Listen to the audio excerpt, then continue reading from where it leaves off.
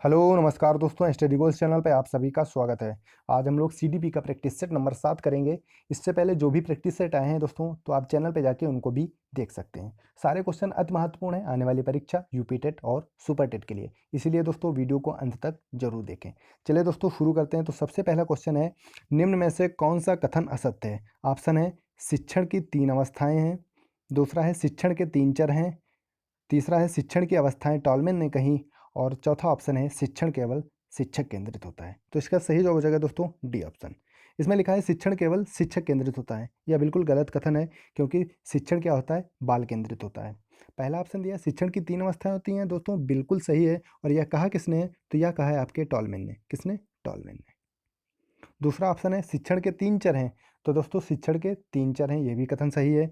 और तीसरा ऑप्शन है शिक्षण की अवस्थाएं टॉलमैन ने कहीं, तो हमने आपको पहले ही बता दिया कि शिक्षण की अवस्थाएं कितनी होती हैं? 3 होती हैं। और यह किसने कहा है? तो यह टॉलमैन ने कहा है।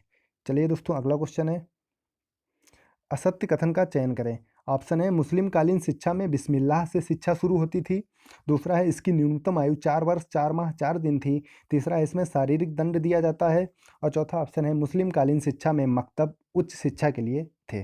तो इसका सही जवाब हो जाएगा दोस्तों डी ऑप्शन। जो मुस्लिम कालीन शिक्षा थी उसमें जो मकतब था, तो मकतब आपका था प्राथमिक शिक्षा के लिए। किसके लिए? प्राथमिक शिक्षा के लिए। और जो आपके मदरसे थे, तो मदरसे थे आपके उच्च शिक्षा के लिए। क्या? मदरसे।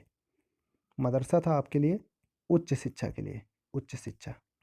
तो दोस्तों गलत मत करना, इससे पहले भी जो प्रैक्टिस सेट कराया था उसमें भी ये क्वेश्चन शामिल किए थे। तो इसमें पहला ऑप्शन है मुस्लिम कालीन शिक्षा में बिस्मिल्लाह से शिक्षा शुरू होती थी, तो यह कथन बिल्कुल सही है दोस्तों। जो मुस्लिम काल में शिक्षा, जो प्रारंभिक शिक्षा शुरू होती थी, तो वह बिस्मिल्लाह से शुरू होती थी। दूसरा है इसकी न्यूनतम आयु, दोस्तों शिक्षा शुरू करने की न्यूनतम आयु आती है इसकी 4 वर्ष 4 माह और 4 दिन। और तीसरा ऑप्शन है इसमें शारीरिक दंड दिया जाता है। जी हाँ दोस्तों, बिल्कुल इसमें शारीरिक दंड दिया जाता था। चलिए दोस्तों अगला कथन है, क्वेश्चन है आरटीई एक्ट 2000 आरटीई एक्ट 2009 के बारे में असत्य कथन कौन सा है?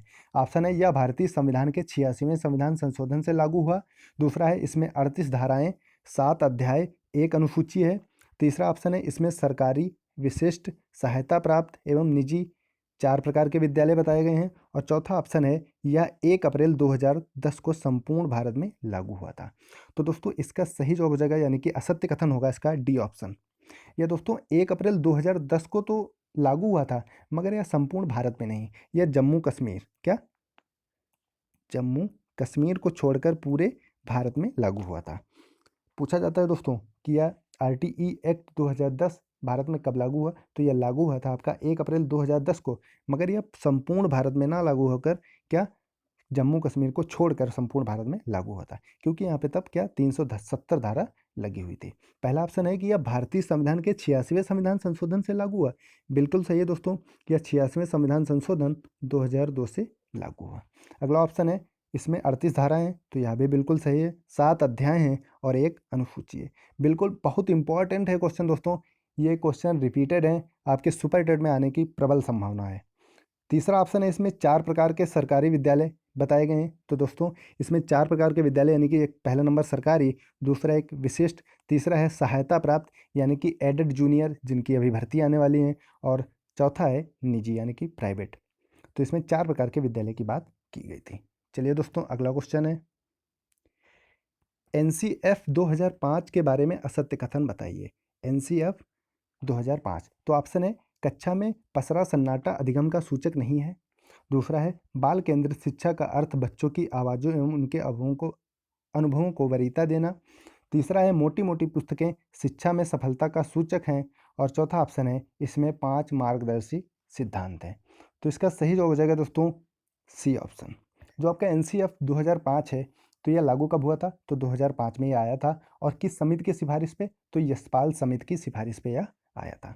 तो पहला ऑप्शन दिया है कक्षा में पसरा सन्नाटा अधिगम का सूचक नहीं है।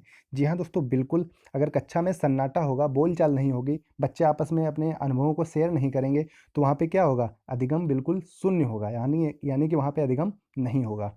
दूसरा ऑप्शन है बाल केंद्रित शिक्षा का अर्थ बच्चों की आवाज़ों एवं उनके अनुभवों को वरीयता देना।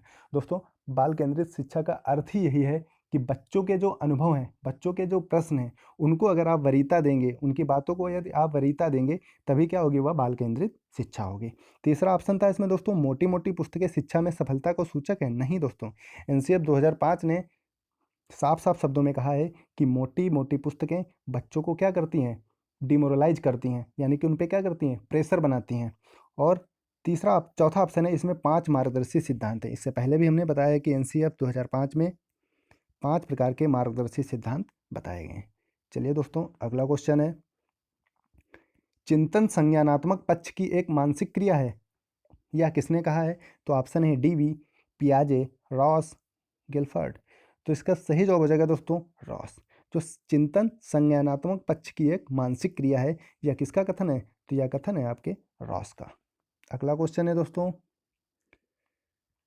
विद्यालय में शिक्षक बालकों के समायोजन के लिए कार्य नहीं करेगा। ऑप्शन है व्यक्तिगत शिक्षण की व्यवस्था करना, संवेगात्मक स्थिरता लाने का प्रयास करना, कठोर दंड देकर कार्य करवाना, सहानुभूतिपूर्ण व्यवहार करना।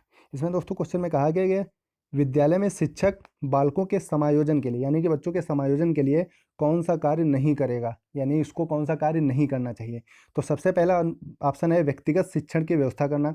जी दोस्तों, क्योंकि क्लास में सभी बच्चे बराबर नहीं होते, सभी बच्चों का क्या आईक्यू लेवल बराबर नहीं होता, कोई धीमे सीखता है, कोई तेज सीखता है, किसी को कुछ आता है, किसी को कुछ आता है। इसीलिए व्यक्तिगत शिक्षण पे जोर देना चाहिए। यदि बच्चे धीमी गति से सीखता है तो उसको क्या पर्सनली उसको सिखाना चाहिए। दूसरा है संवेगात्मक स्थिरता लाने का प्रयास करना, और तीसरा है कठोर दंड देकर कार्य करवाना। तो यह बिल्कुल क्या है, इसमें असत्य कथन है।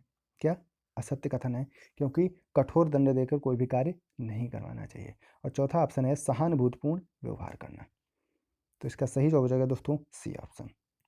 अगला क्वेश्चन है, सीखने में जब हमारी उन्नति पूर्ण रूप से रुक जाती है तब उसे कहते हैं। ऑप्शन है सीखने का वक्र, दूसरा है सीखने का पठार, तीसरा है सीखने का ग्राफ, और चौथा है इनमें से सभी। तो इसका सही जवाब हो जाएगा दोस्तों सीखने का पठार। जब क्या होता है कि सीखने में जब हमारी उन्नति पूर्ण रूप से रुक जाती है, तब क्या उसे कहते हैं? तब उसे कहते हैं सीखने का पठार। या दोस्तों पठार कई प्रकार से बनता है, जैसे कि एक वक्र ये बन गया, तो दोस्तों ये, तो इसमें देख रहे हैं कि आप एक समान से अधिगम हो रहा है। क्या हो रहा है? एक समान से अधिगम हो रहा है। दूसरे नंबर पे क्या होता है? या एक प्रकार से ये भी वक्र बनता है। तो इसमें क्या होता है कि पहले धीमे गति से सीख रहा था और फिर क्या हो गई, उसकी गति बढ़ गई, यानी कि पहले धीमे सीख रहा था और फिर वह तेजी से सीखने लगा। फिर क्या होता है, एक ये रहता है, इसमें दोस्तों क्या होता है कि पहले तो तेज सीख रहा था मगर उसकी धीरे धीरे उसकी गति क्या हो गई, धीमी हो गई। और एक दोस्तों वक्र ये बनता है, तो इसमें क्या होगा, सीखना क्या होगा, सीखना क्या होगा, एक तरीके से असमान होगा, यानी कि कभी धीमे सीखेगा और कभी तेज सीखेगा, फिर धीमे सीखेगा, फिर तेज सीखेगा। और चौथा एक पांचवा भी होता है, तो उसमें क्या होता है, एक इस प्रकार से वक्र बनेगा। तो यहाँ पे क्या होगा, अधिगम चल तो बहुत तेज रहा था मगर एक समय क्या आया कि बच्चा सोने लगा, सीख रहा था और अक्सर उसको क्या आ गई, नींद आ गई। तो यहाँ पे क्या, कुछ समय के लिए यहाँ पे अधिगम रुक जाएगा, तो यहीं पे ये क्या बन गया, एक प्रकार का पठार बन गया, और इसे ही क्या कहते हैं, अधिगम का पठार कहते हैं, यानी कि सीखने का पठार कहते हैं। तो इसका सही जवाब हो जाएगा दोस्तों सीखने का पठार। चलिए दोस्तों, अगला क्वेश्चन है,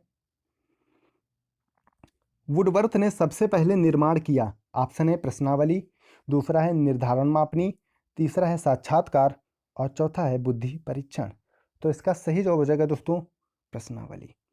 तो वुडवर्थ ने सबसे पहले किसका निर्माण किया था, प्रश्नावली विधि का निर्माण किया था। एक है दोस्तों प्रश्नोत्तर विधि। क्या है, प्रश्नोत्तर विधि। तो इसके जन्मदाता कौन है, तो इसके जन्मदाता हैं आपके सुकरात। क्या है, सुकरात। सुकरात नहीं क्या, प्रश्नोत्तर विधि का प्रयोग सबसे पहले किया था। है दोस्तों इसमें निर्धारण मापनी। तो निर्धारण मापनी की खोज किसने की थी, फ्रांसिस गाल्टन। किसने, गाल्टन। पूछा जाता है कि निर्धारण मापनी के प्रतिपादक कौन है, तो वह है गाल्टन। और एक ऑप्शन, हाँ क्या हो गया, निर्धारण मापनी। तो प्रश्नावली जो विधि थी उसके प्रणेता कौन थे, तो वह वुडवर्थ थे। प्रश्नोत्तर विधि पूछा जाए तो उसके थे दोस्तों सुकरात, और पूछा जाए निर्धारण मापनी तो उसके थे आपके गाल्टन। चलिए दोस्तों, अगला क्वेश्चन है, जब माता पिता के बच्चे उनके विपरीत विशेषताओं वाले विकसित होते हैं तो वहाँ पर सिद्धांत लागू होता है। ऑप्शन है समानता का, विभिन्नता का, मूल जीवाणु की निरंतरता का, और चौथा ऑप्शन है प्रत्यागमन का। तो इसका सही जवाब हो जाएगा दोस्तों प्रत्यागमन का। क्या होगा कि जब माता पिता के बच्चे उनके विपरीत विशेषताओं वाले विकसित होते हैं तो वहाँ पे कौन सा सिद्धांत लागू होगा? प्रत्यागमन का सिद्धांत। चलिए दोस्तों, अगला क्वेश्चन है, बालक के सामाजिक विकास में सबसे महत्वपूर्ण कारक कौन सा है? ऑप्शन है जाति भेद, दूसरा है आनुवंशिकता, तीसरा है वातावरण, चौथा है आनुवंशिकता और वातावरण दोनों। तो इसका सही जवाब हो जाएगा दोस्तों वातावरण। क्या होगा? बालक का जब सामाजिक विकास कहाँ पे होगा सबसे ज़्यादा? तो सबसे ज़्यादा होगा वहाँ के वातावरण में, यानी कि समाज में जब वो निकलेगा तभी क्या होगा? उसका सामाजिक विकास होगा। इसमें आनुवंशिकता का कोई मतलब नहीं है, जात भेद का कोई भी मतलब नहीं है, और आनुवंशिकता वातावरण इसका भी कोई मतलब नहीं है। तो इसका सही जो हो जाएगा दोस्तों वातावरण। चलिए दोस्तों, अगला क्वेश्चन है, ऑपरेशन ब्लैक बोर्ड परिणाम था। ऑप्शन है कोठारी आयोग का, राष्ट्रीय पाठ्यक्रम रचना 2005 का, राष्ट्रीय शिक्षा नीति 1986 का, राष्ट्रीय पाठ्यक्रम रचना 2000 का। तो इसका सही जवाब हो जाएगा दोस्तों राष्ट्रीय शिक्षा नीति 1986। तो राष्ट्रीय 1986 में ही ऑपरेशन ब्लैक बोर्ड क्या हुआ था? लॉन्च हुआ था। इसी के तहत इसको लॉन्च किया गया था। पूछा जाए दोस्तों कोठारी आयोग, तो कोठारी आयोग आया था आपका 1964 में। कब आया था? 1964 में। और ये है आपका NCF 2005। इसकी सिफारिश किसने की थी? यशपाल समिति ने। तो दोस्तों पहले क्या था कि जो प्राथमिक स्तर पर क्या था, एक बरामदा, दो कमरा और दो शिक्षक जिसमें एक महिला, इसकी व्यवस्था की गई थी बच्चों के लिए। फिर क्या हुआ कि इसी को उच्च स्तर पर लागू करने के लिए 1992 की जो संशोधित शिक्षा नीति आई थी उसमें क्या किया गया कि 3 कमरा, एक बरामदा और 3 शिक्षक की इसमें व्यवस्था की गई। तो सबसे पहले अगर पूछा जाए दोस्तों कि ऑपरेशन ब्लैक बोर्ड में प्राथमिक स्तर के लिए क्या था, तो उसमें क्या, एक बरामदा, दो कमरा, दो शिक्षक जिसमें एक महिला, इसका प्रावधान किया गया। और फिर जब 1992 की संशोधित शिक्षा नीति आई थी तो उसमें इसी को उच्च स्तर पर लागू किया गया और इसमें 3 कमरा, एक बरामदा और 3 शिक्षक की इसमें व्यवस्था की गई। चलिए दोस्तों, अगला क्वेश्चन है, अधिगम का मुख्य नियम है। ऑप्शन है आत्मीकरण, मनोवृत्ति, तत्परता, बहुप्रतिक्रिया। तो इसका सही जवाब हो जाएगा दोस्तों तत्परता। तो अधिगम का जो मुख्य नियम कितने हैं? तो यह मुख्य नियम है इसके 3। और इसको दिया किसने है? तो थॉर्नडाइक ने। किसने? थॉर्नडाइक ने। थॉर्नडाइक ने दोस्तों अधिगम के 3 मुख्य नियम बताए हैं। तो सबसे पहला कौन सा नियम हो जाएगा आपका? तत्परता का नियम, ये एक हो गया। दूसरे नंबर पे आता है आपका अभ्यास का नियम। क्या आता है? अभ्यास का नियम। और तीसरे नंबर पे आता है आपका प्रभाव का नियम। तो यह 3 नियम बताए हैं अधिगम के किसने? थॉर्नडाइक ने। और इनके 5 गौण नियम भी हैं, तो वो भी पूछे जाते हैं। तो उसमें सबसे पहला क्या आ जाएगा? बहुप्रतिक्रिया का नियम। दूसरा है मनोवृत्ति का नियम। तीसरा है सादृश्यता का नियम। और चौथा है तत्वों की पूर्व सार्थकता का नियम। और पांचवा है साहचर्य का नियम। तो यह भी हमें याद रखना है। अगला क्वेश्चन है दोस्तों, गांधी जी की बुनियादी शिक्षा योजना कहलाई। ऑप्शन है वर्धा शिक्षा योजना, प्रारंभिक शिक्षा योजना, साबरमती शिक्षा योजना, उपरोक्त सभी। तो इसका सही जवाब हो जाएगा दोस्तों वर्धा शिक्षा योजना। जो गांधी जी की बुनियादी शिक्षा योजना थी उसका क्या नाम था? वर्धा शिक्षा योजना था। और यह कहाँ पे स्थापना की गई थी इसकी? तो यह स्थापना की गई थी इसकी महाराष्ट्र में। कहाँ पे? महाराष्ट्र में।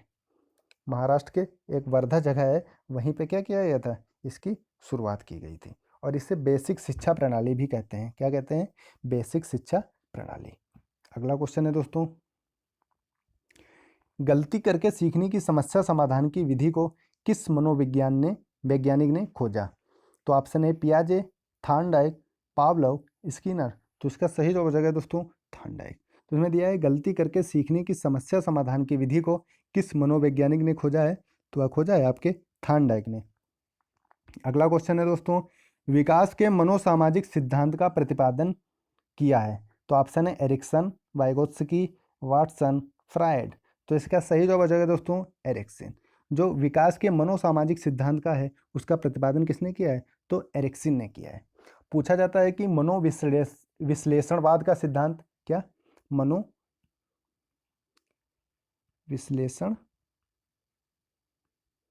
का सिद्धांत। तो यह किसने दिया? तो यह दिया आपके सिगमंड फ्रायड ने। और पूछा जाता है सामाजिक सांस्कृतिक विकास, तो आपको पता है ये वाइगोत्स्की ने दिया है। और एक है आपका व्यवहारवाद का सिद्धांत। क्या? व्यवहारवाद का सिद्धांत। व्यवहारवाद का सिद्धांत, तो यह किसने दिया है? तो यह दिया है आपके वाटसन ने। चलिए दोस्तों, अगला क्वेश्चन है,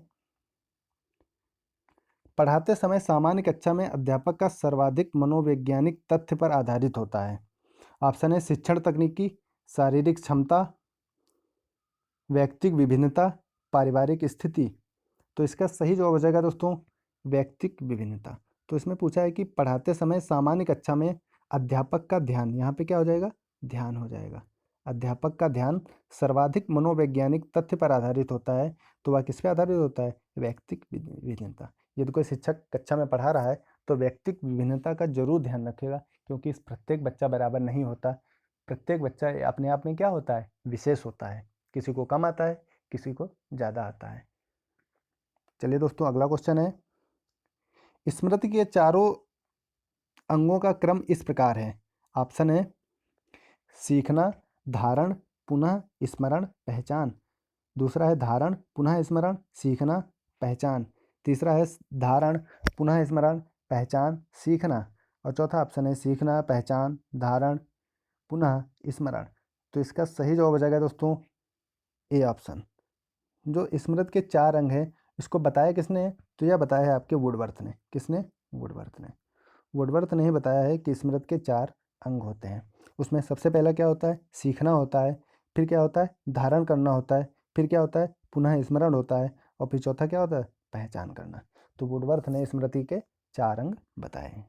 चलिए दोस्तों, अगला क्वेश्चन है, क्वेश्चन है SOR।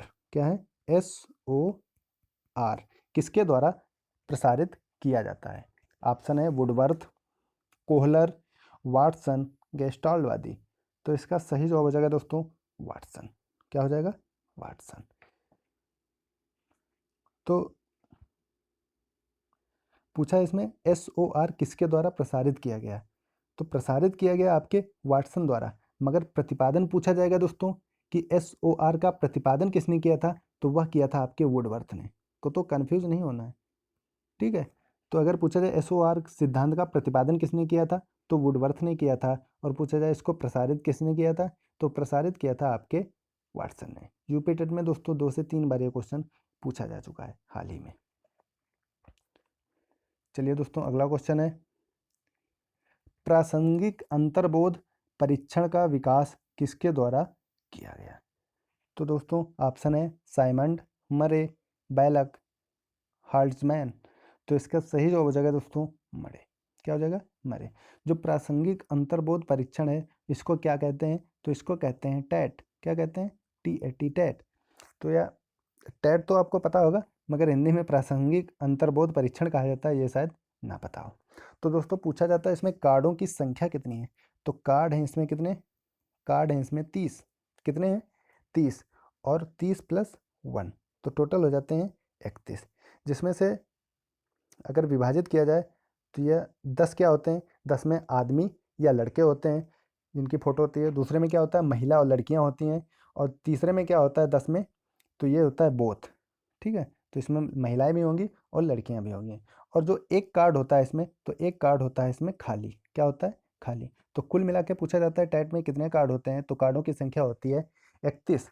और कैट, तो कैट के का प्रतिपादन किसने किया है? तो बैलक ने किया है। किसका? कैट का। और इसमें पूछा जाए कितने कार्ड थे? तो इसमें कार्ड थे दोस्तों 10। तो इसमें कितने थे? 10। और सभी कार्ड पे क्या? जानवरों के चित्र थे। क्या थे? जानवरों के चित्र थे। और यह किसके लिए था? तो यह बच्चों के लिए था। चलिए दोस्तों, अगला क्वेश्चन है, और इस सीरीज का आखिरी क्वेश्चन, अभिप्रेरणा सीखने का सर्वोत्तम राजमार्ग है, यह किसने कहा है? ऑप्शन है रिली एवं लेविस के अनुसार, दूसरा है वुडवर्थ के अनुसार, और तीसरा है स्किनर के अनुसार, और चौथा है पावलो के अनुसार। तो इसका सही जवाब हो जाएगा दोस्तों स्किनर के अनुसार। अभिप्रेरणा सीखने का सर्वोत्तम राजमार्ग है, यह कथन किसका है? तो यह स्किनर ने कहा है। दोस्तों यदि वीडियो पसंद आई हो तो लाइक करें, शेयर करें और कमेंट करें। और अभी तक यह चैनल को सब्सक्राइब नहीं किया है दोस्तों, चैनल को ज़रूर सब्सक्राइब कर लें। धन्यवाद।